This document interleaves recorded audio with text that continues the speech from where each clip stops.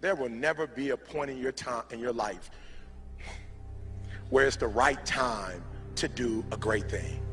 If you're waiting for that perfect moment, that perfect timing, it's not going to happen. You know what you have to do? You have to create the perfect time and the perfect opportunity and the perfect situation. So that a lot of people become comfortable. They stop growing. They stop wanting anything. They become satisfied. People getting ready to go to jobs that they don't like. Jobs that are making them sick. You see, when you're not pursuing your goal, you are literally committing spiritual suicide. When you have some goal out here that you're stretching for and reaching for that takes you out of your comfort zone, you'll find out some talents and abilities you have that you didn't know you have. When the messenger of misery visits you, what are you going to do? What will keep you in the game?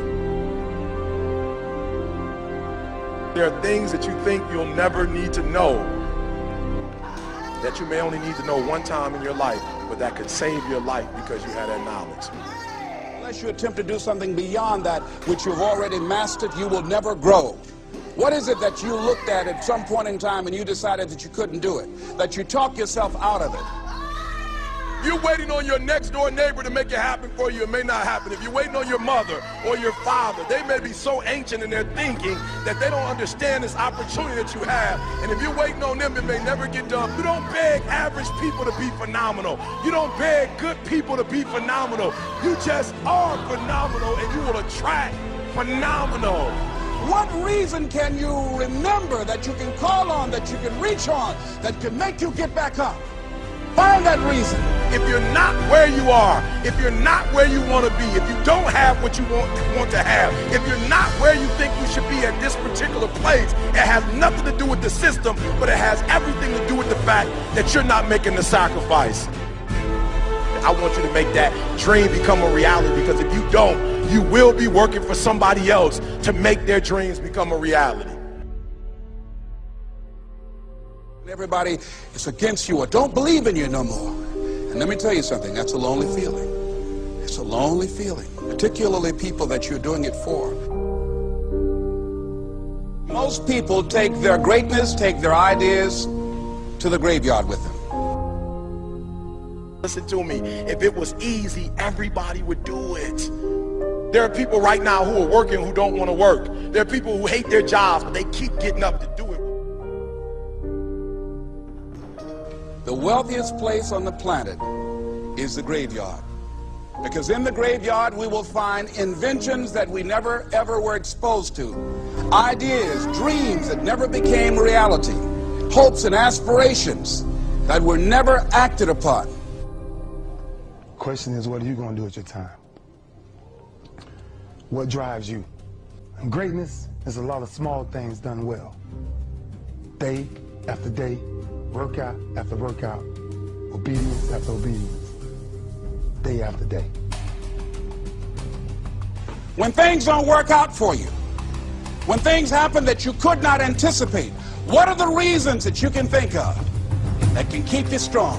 You will never ever be successful until you turn your pain into greatness, until you allow your pain to push you from where you are to push you to where you need to be. Stop running from your pain and embrace your pain. Your pain is going to be a part of your prize, a part of your product. I challenge you to push yourself. See, it's easy to be on the bottom. It doesn't take any effort to be a loser. It doesn't take any motivation, any drive in order to stay down there on a low level.